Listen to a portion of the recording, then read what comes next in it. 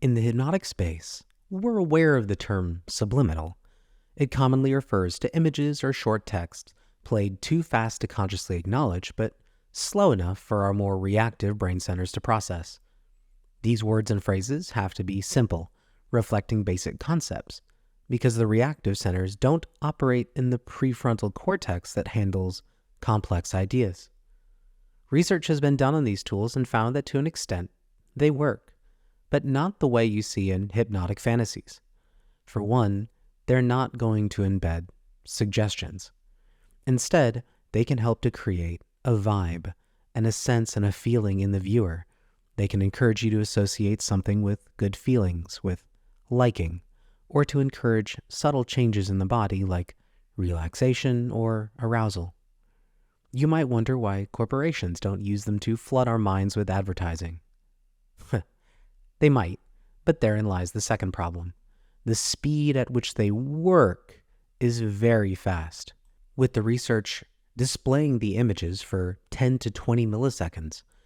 Most services and screens default to 24 frames per second, so a single frame would last 42 milliseconds and be clearly visible. If you've been watching at 60 frames a second, you have in fact been watching subliminal messages through this video. I'll slow them down to make them clearer. Think back to the last few minutes. Did you notice yourself relaxing, your breathing changing, your attention becoming more and more focused on the words you heard or the visual on the screen? If you're like me, you're unsure what to think of subliminal messaging. It may or may not work, you may think.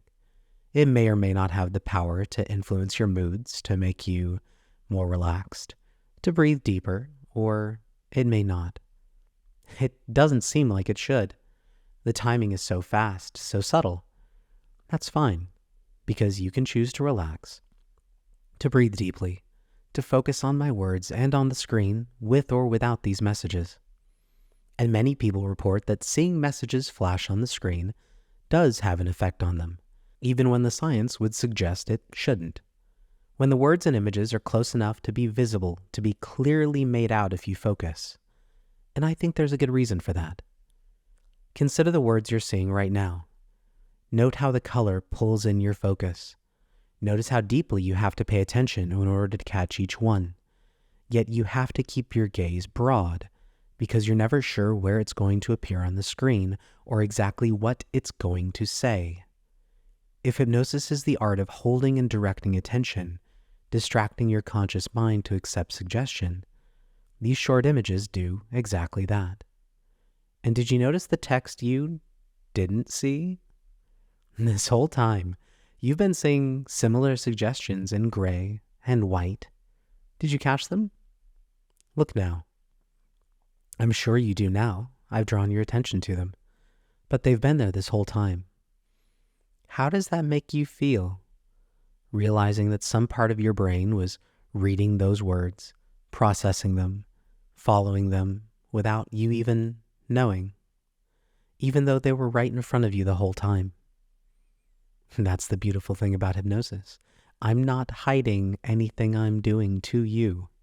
Everything I've done to you, every word I've said, every image on the screen, every subtle suggestion that you've responded to, getting deeper and deeper, feeling more and more responsive and compliant.